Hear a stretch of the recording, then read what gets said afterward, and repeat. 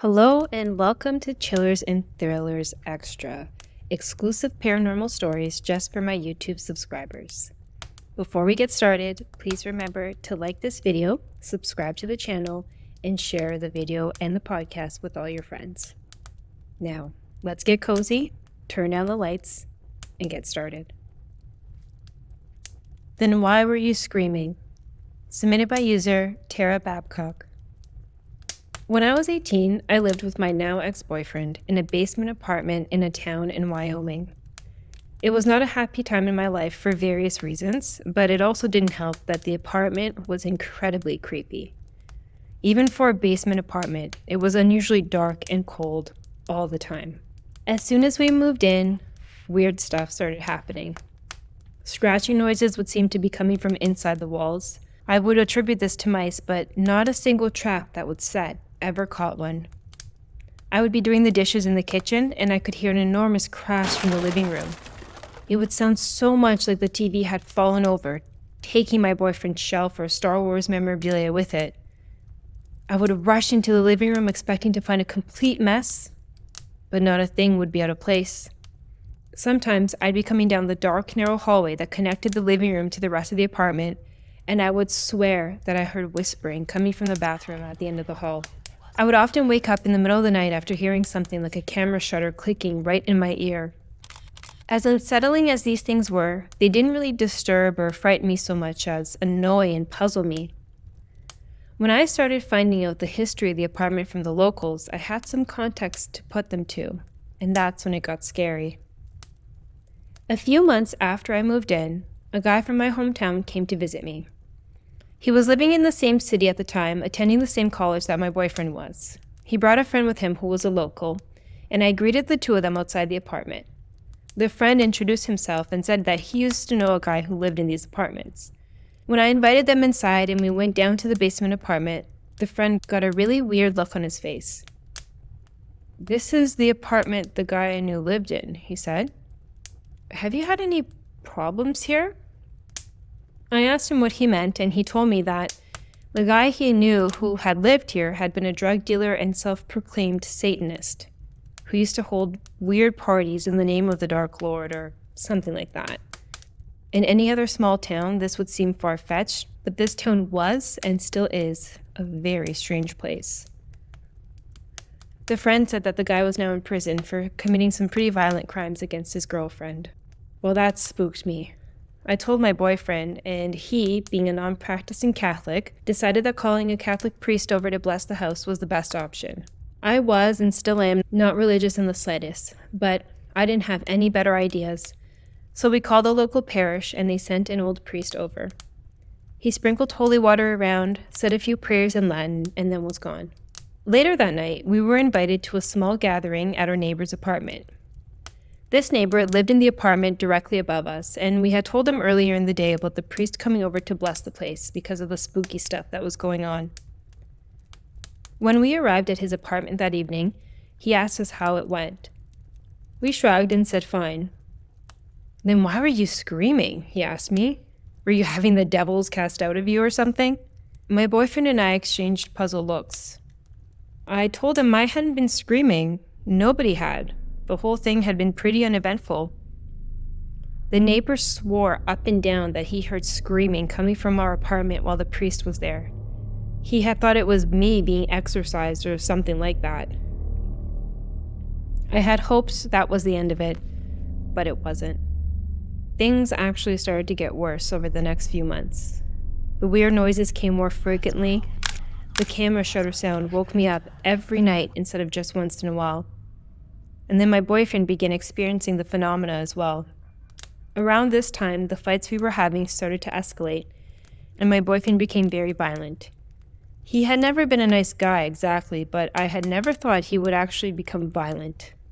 Early one morning, I woke up suddenly and saw that my boyfriend was still asleep in the bed next to me.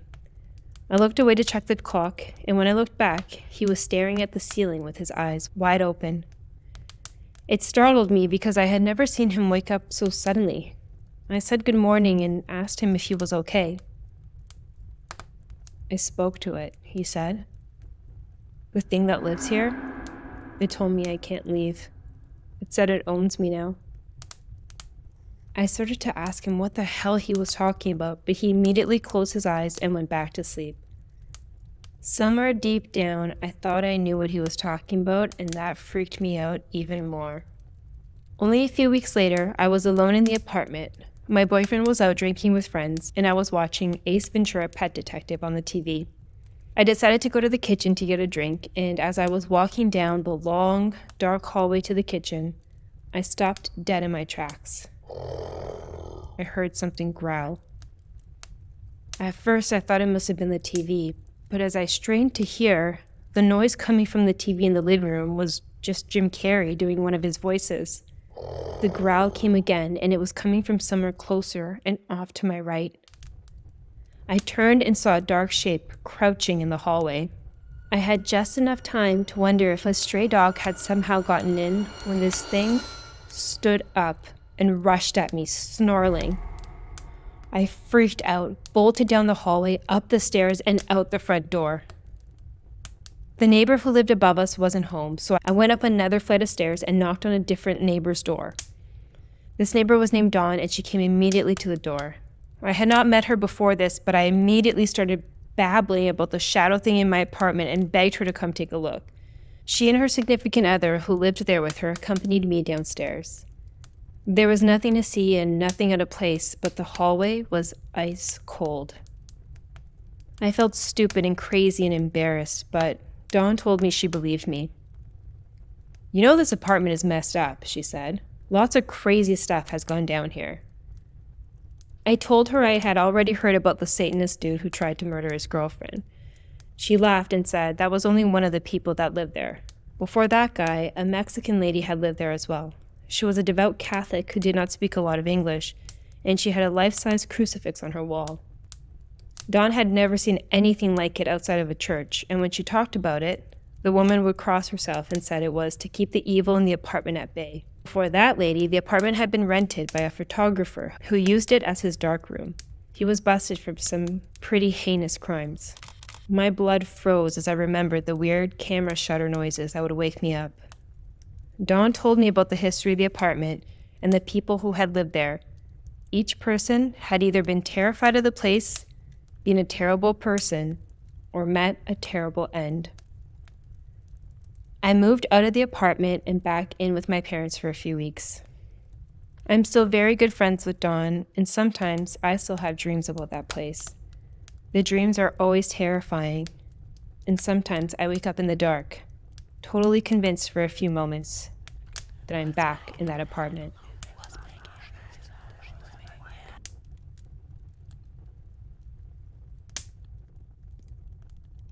The Country House. Submitted by user CupcakeHeartbreak.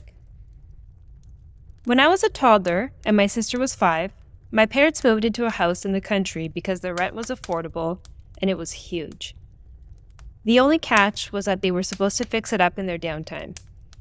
My stepdad set about working on the place, but was constantly losing his tools. He and my mom fought about it all the time because he thought she was borrowing them and not putting them back, or playing jokes on him, or that my sister and I were moving them around. Needless to say, work was slow because he kept having to buy new tools. The water supply to the house was well water, with a filtration system. Regardless, the water went bad every now and then, almost like it was rotten or unfiltered. The landlords had everything checked, nothing was amiss. Also, a problem with the well system doesn't clear up on its own, then comes back intermittently, so everyone was puzzled. I was learning to walk, and my mom noticed that I wasn't falling backwards like most babies do. I was jolting forward, almost like something was shoving me. She had our stepdad watch me try to walk across the kitchen once. After a few tries, he saw it too. He said it looked like someone was pushing me from behind. Towards the end, they started to notice bruises on my arms that looked like I'd been grabbed. My parents had a housewarming party a couple of months into moving into the house, and several guests left abruptly, totally freaked out when a beer can shot up into the air and crushed, spraying them with beer. That same night, my mom got up to go to the bathroom. She said she didn't want to go because she hated being alone in the house at night. Nothing happened on the way there or back, but as soon as she got into bed, she looked up and saw a black figure in the shape of a person in the doorway. She says it was short, stooped almost, and it was the scariest, saddest thing she'd ever seen in her life. She said to it, "Get away from me! Leave me alone!" She shook my stepdad to wake him up, and he came towards her, but completely disappeared the moment my stepdad woke up. In the morning, my sister mentioned that an old man came to her bed the night before. That's when my parents decided that the fighting and misery, toddler injuries, scary encounters, and bad water supply weren't worth the cheap rent. My mom packed us up and took us to our grandparents' house, and when they told the landlady, she said, "That's why my son and I moved out. I just felt like my husband was still there. I didn't think he would bother anyone else."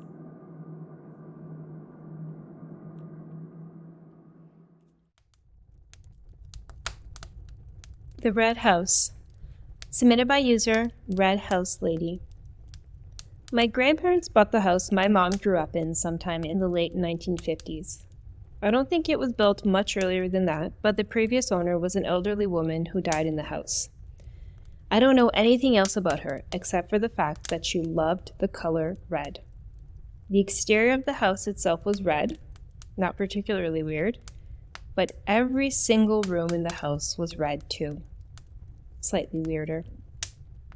My grandparents painted over all the walls, but my grandmother, an incredibly superstitious woman who absolutely believed in ghosts, never forgot it. My grandmother lived in the house alone after my grandfather died, and my younger brother and I would visit her often as kids with our mom. She had one rule for visits: don't let the kids wear red. This was kind of a kooky old lady thing at first, like I'm sure someone in all of those decades had worn red in the house. But then my grandmother started developing dementia. We moved in to help take care of her when I was 8, and it was honestly really tough. My mom didn't want to send her off to a nursing home, but she needed constant care, and both my parents still had to work. Often we were left there with Grandma watching us, but really we were watching her. She was usually okay during the daytime, but at night, when she sundowned, she would have horrible visions of people getting hurt, or insects and lizards crawling over the walls. And she would always talk about how she could still see the red walls. And she would talk about the old woman who she firmly believed was showing her all these horrible things just to mess with her. Needless to say, I grew up believing in ghosts, and I grew up believing I shared a home with one. My grandmother always told us not to worry about her. She only bothered my grandmother. And she seemed to be right. Sometimes I would feel someone walk into a room and assume it was my mom or grandma, but no one would be there.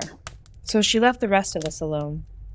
My grandmother died when I was in high school, and the first thing my parents did was get new siding on the house, changing it to a beige color.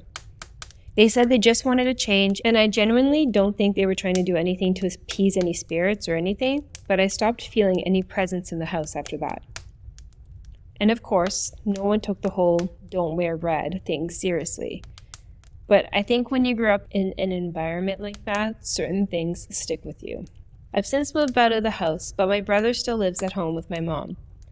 I was on the phone with my mom one night, and she asked me if I remember when the house was red. Of course I did, it wasn't that long ago. Well, apparently, no one really believed my grandmother when she said all the walls in the house used to be red. But there was a roof leak in my brother's bedroom, and the plaster had chipped away, revealing the red wallpaper underneath. My mom was a bit surprised that my grandmother had been right all along, but I wasn't. My mom planned to fix it, but there wasn't any need to do it right away. The rest of the story comes from my mom, since I wasn't there. Our house is a typical colonial, so my mom's bedroom is downstairs, and up the stairs are 2 bedrooms, which was mine and my brother's, with a landing in between. That same night, my mom wakes up around 3 a.m. to my brother yelling. She assumed it was a nightmare and not him actually getting hurt. She turned the lights on at the bottom of the stairs and asked if he was okay. He runs onto the landing, pauses, his back to her, and just says, "She said she wasn't coming tonight." My mom assumes he's sleepwalking, which was something we both did as kids, and told him to go back to sleep. He does. The next morning, he wakes up incredibly confused and a little upset. He doesn't remember any of the sleepwalking or what he said, but his shirt is completely ripped in two. And yes, it was red. The Craigslist Apartment. Submitted by author Inkadink. I found what seemed to be a great apartment on Craigslist in the early aughts. It was a spacious 2-bedroom with an eat-in kitchen, den, and living room on the top floor of a triple-decker. The rent was reasonable, and my roommate seemed cool. The neighborhood was convenient, and I was really pleased with the place, even after my roommate casually mentioned that the apartment was haunted. I thought she was a little wacky, but didn't give it much thought. Strange things did happen in the apartment, typical of paranormal TV shows. Missing objects would be found in strange places, cupboards would slam, and the pantry was downright creepy. One afternoon, I was alone in the apartment with my roommate's 2 cats. I was reading in the living room when the cat started growling and hissing, poofed out and backed out as far away from the den as possible. Seconds later, a smoke alarm started going off. Startled, I followed the sound and found an alarm sitting on the bookshelf. The 9-volt battery that should have been in the alarm powering it was detached and sitting several inches away from the blaring alarm. As I put my hand out to pick it up, the alarm stopped. That, combined with finding my stuff rearranged in my room and the general uneasiness I felt in the kitchen, made me think the roommate was maybe not as kooky as I initially thought. Little things continued to happen in the house, but nothing outrageous until my roommate took her cats home to her parents for a long weekend, and I invited a guy that I was dating over to hang out. As soon as he walked in, things started to go wrong in the house. The atmosphere changed. The dining room seemed to get darker, and we both saw shadows moving. The back door in the kitchen rattled, and the cabinet door slammed. At one point, it sounded like the dishes from the dish rack crashed into the sink. We were both getting increasingly upset. And then, coming from my roommate's bedroom, we heard something growling and snarling. It was loud enough to be heard over the activity happening in the kitchen, loud enough to be heard over the music on the stereo. It wasn't a human voice, and it wasn't happy. We both freaked out and ran. I grabbed our coats from the kitchen and my keys and left. I only went back after I knew my roommate had returned. Before I could tell her what had happened, she asked what I had done to her room. I didn't know what she meant, but when I walked in, I saw that her clothes had been strewn about. Objects on her dresser were knocked over, and a bottle of essential oil had been emptied out on a jewelry dish, but the bottle was still on the dresser across the room. It took her a while to believe I hadn't trashed her room. When I told her about the snarling, she said that nothing like that had ever happened before. But since the majority of the ghostly things were concentrated around her bedroom and the pantry and the kitchen, which was immediately adjacent to her bedroom, it kind of made sense that her room would bear the brunt of the ghostly aggression. The guy who I had experienced that weird night with turned out to be a huge jerk. A few months after that, I met my future husband.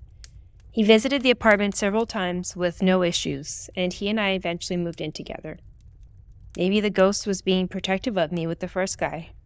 I've never experienced anything like that since then, but it was remarkable and terrifying enough that I am hesitant to discount other people when they tell ghost stories. And that's all for this episode.